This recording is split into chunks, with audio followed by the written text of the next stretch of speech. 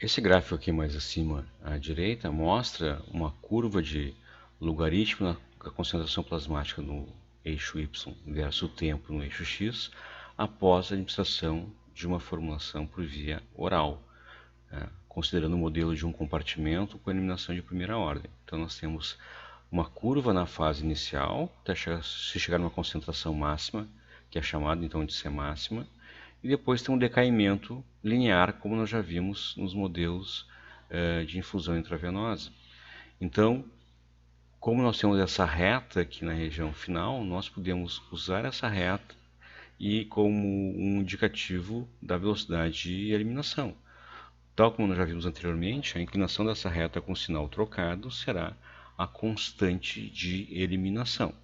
Sabendo essa constante de eliminação, e o valor a descrição dessa reta aqui, podemos extrapolar então valores e aplicar uma forma matemática, como já usamos no modelo de dois compartimentos, para estimar então uma concentração teórica no tempo zero, concentrações extrapoladas, uma curva de resíduos, e essa curva de resíduos então vai expressar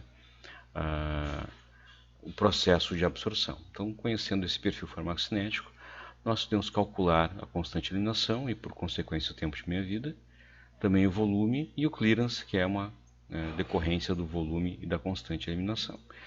Normalmente, quando se calcula esses termos a partir de formulações de uso oral, como a biodisponibilidade não é conhecida para aquela formulação em particular, nós denominamos isso de volume barra F, clearance barra F significa o volume para a biodisponibilidade dessa formulação ou clearance para a biodisponibilidade dessa formulação. O que a gente pode observar aqui no segundo gráfico é que logo após a administração, o processo dominante aqui é o processo de absorção. As concentrações estão aumentando rápido, então tem muita absorção e pouca eliminação acontecendo nesse momento.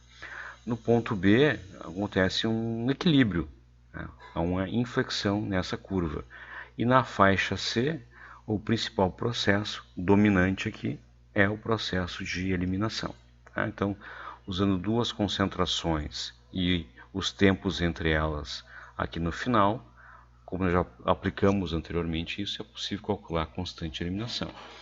E é possível calcular o volume de distribuição com base na área sob a curva, que é a quantidade de fármaco, ou seja, a dose, dividida pelo K vezes a área sob a curva.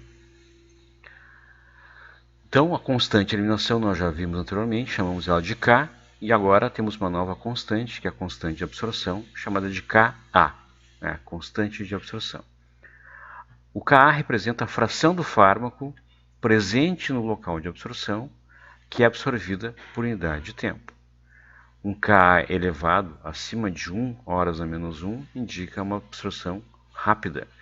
E esse Ka, em alguns fármacos, em doses muito altas, pode mudar com a dose, ou seja, pode haver saturação do processo de absorção, mas isso não é esperado nas doses terapêuticas dos fármacos. Então o K vai ser determinado pela inclinação da parte terminal dessa curva, e na parte inicial nós não temos só a absorção acontecendo, nós temos a absorção e um pouquinho de eliminação também. Então nós vamos aplicar o método dos resíduos, como foi utilizado na aula dos modelos de dois compartimentos, para separar o processo de absorção do processo de eliminação. Então, obtemos a equação da reta da fase terminal, extrapolamos as concentrações para os pontos na fase que não estão nessa reta terminal, obtemos os resíduos e agora fazemos um gráfico do logaritmo natural dos resíduos contra o tempo. E obtemos uma segunda reta. Então essa curva vai ser desdobrada em duas retas, uma reta da eliminação e uma segunda reta da absorção. A inclinação da reta da absorção com o sinal trocado é a constante de eliminação. Então o método dos resíduos permite separar os processos de eliminação e absorção, e lá no material de aula da resolução do exercício da lição 7 está demonstrado um exemplo desse tipo de cálculo. E agora, conhecendo os valores então de K e de Ka, e o intercepto das curvas, nós podemos aplicar essa formulação, essa equação de que a concentração num tempo t é o termo B, que é o intercepto da curva da eliminação, vezes E elevado a menos K vezes o tempo, menos o A, que é o intercepto da curva da absorção, vezes o E elevado a menos Ka, constante de absorção, vezes o tempo. Também tem essa fórmula aqui de baixo, que permite também calcular a concentração num tempo t após o uso de uma formulação oral. Nós temos o termo F, de 0 a 1 aqui, x0, que é a dose, Ka, que é a constante de absorção, o K, a constante de eliminação. E a concentração plasmática em estado estacionário, após múltiplas doses, pode ser calculada com essa fórmula que nós não vamos aplicar nos nossos exercícios, porque é um pouquinho mais complexa, mas ela requer então o conhecimento de Ka e K, assim como do volume de distribuição, da dose e da biodisponibilidade. Bom, formulações de liberação prolongada.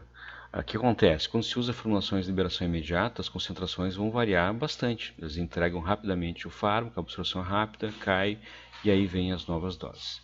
Formulação de liberação prolongada, que podem ser convenientes para fazer com que o paciente tenha que usar um número menor de doses ao longo do dia, elas entregam os fármacos de uma forma bastante lenta. Então nós temos pequena flutuação de concentrações ao longo do tempo.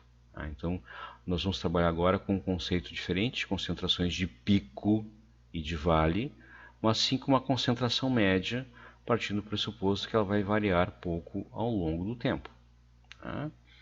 Então, por quê? Porque a eliminação e a absorção estão acontecendo juntas quase durante todo o tempo. Então, é pouco útil calcular concentrações máximas e mínimas. E a concentração média, então, vai ser a dose dividida pelo clearance vezes o intervalo de doses, e essa fórmula está lá no formulário da lição 7, no arquivo de bloco de notas que vocês podem utilizar. Então aqui tem um exemplo, olha só. Minha vida teofilina para um paciente é de 7 horas, portanto o K é 0,1 horas a menos 1, com um volume de distribuição de 30 litros. Qual dose de uma formulação de liberação prolongada de teofilina deve ser administrada a cada 12 horas para que nós tenhamos uma concentração média de 12 mg por litro? Primeiro, precisamos saber o clearance. O clearance é o K vezes o volume, portanto 0,1 vezes 30, 3 litros por hora. E aplicando a fórmula da concentração média, só que agora eu estou isolando a dose, portanto dose será a concentração média vezes o tal, vezes o clearance. Nós temos então que a dose deverá ser de 480 mg a cada 12 horas, porque o tal que nós informamos é 12 horas. Então, pessoal, aqui tem algumas outras fórmulas úteis, estão disponíveis lá no nosso formulário também. Tá? Nós vimos várias vezes que podíamos usar aquela relação para calcular uma concentração no tempo futuro, sabendo uma concentração anterior, que era o C igual a C0 vezes o E na menos K vezes T. Mas eu também posso aplicar essa mesma fórmula isolando agora o C0. Né? Eu sei uma concentração futura e quero saber uma concentração passada no tempo T. Então se usa essa relação aqui. Lembrando que nós já vimos que o volume é a dose pela concentração no tempo zero. E nós temos também essas fórmulas para calcular o intervalo de doses, o termo tal. Para isso, a fórmula é muito parecida com aquela que nós já usamos anteriormente, só requer o conhecimento do termo Tmax. Tmax é o tempo necessário para a concentração chegar ao máximo após a administração de uma dose. Então, isso significa o Tmax.